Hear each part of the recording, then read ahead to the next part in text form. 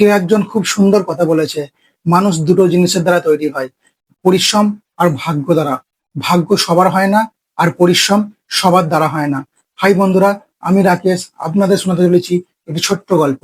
গল্পটি একটি শিল্পকারের। সে প্রতিদিন পাহাড় ভাঙতো, পাথর ভেঙে নতুন নতুন মূর্তি বানাতো, আকৃতি বানাতো। তার মনে একটাই দুঃখ, সে ভাবতো সে যেই কাজটা করে সেটা অনেক ছোট কাজ। আরো সব যারা করে তারা বড় বড় কাজ করে, তাদের অনেক অর্থ উপার্জন করে, তাদের জীবন স্বাচ্ছন্দ্যে কাটে, তারাও অনেক শক্তিশালী।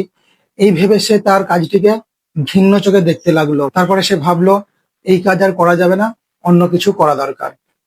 এই কথা ভাবতে ভাবতে সে রাত্রিবেলা ঘুমিয়ে পড়লো। সেই রাতে তার ঘুমের মধ্যে একটি স্বপ্ন আসে।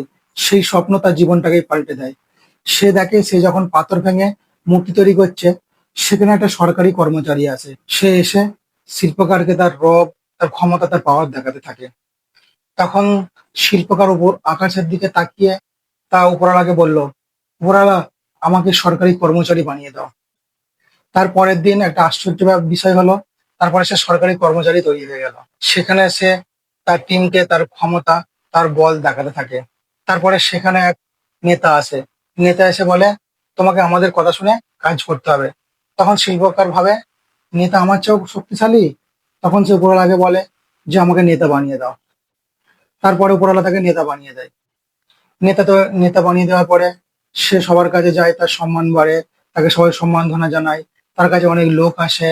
তারপরে তার কাছে সবাই কাজ নিয়ে আসে, অনেক অনেক সুপারিশ নিয়ে আসে, অনেক অনেক অভিযোগ নিয়ে আসে। তারপরে সে একদিন একটি মঞ্চে ভাষণ দিতে গিয়ে মাথা ঘুরে পড়ে যায়। সেদিন আকাশের টেম্পারেচার বা গরম অতিরিক্ত ছিল। তারপরে তার যখন জ্ঞান আসে, তখন সে আকাশের দিকে তাকিয়ে থাকে, রোদের কি তাপ, রোদের কি পাওয়ার। সে তখন ভাবলো যে সূর্যের এত পাওয়ার। সে তখন কি করলো, উপরওয়ালাকে আবার বলল যে আমাকে সূর্য বানিয়ে দাও। তারপরের দিন আশ্চর্য এটা হলো, তাকে সূর্য বানিয়ে দিল। তারপরে সে সূর্য বানিয়ে তো অনেক খুশি। সূর্যের মতো সে তার উজ্জ্বলতা দেখাতে থাকে, অনেক তাপ দিতে থাকে, প্রচন্ড গরম দেখাতে থাকে। তারপরে সে দেখে যে পৃথিবীতে, মাটিতে এক কৃষক আরামসে চাষ করে যাচ্ছে। তারপরে সে দেখে আরো জ্বলে যায়, গিয়ে তাকে আরো তাপ দিতে থাকে। তখন সে ভাবছে আমি এত তাপ দিচ্ছি, এত গরম দিচ্ছি, চাষির কিছু হচ্ছে না। তখন সে দেখে যে নিচে বাতাস বইছে। সেই বাতাস বওয়ার কারণে চাষির কোনো প্রভাবই পড়ছে না। তখন সে ভাবলো সূর্যের তাপের থেকে বাতাস অনেক শক্তিশালী। তারপর সে পরে আগে আবার বলে যে আমাকে বাতাস বানিয়ে দাও। তারপরের দিন আশ্চর্য হলো, তাকে উপরওয়ালা বাতাস বানিয়ে দিল। সে বাতাস হয়ে এদিক ওদিক, সামনে পেছনে বইতে থাকে।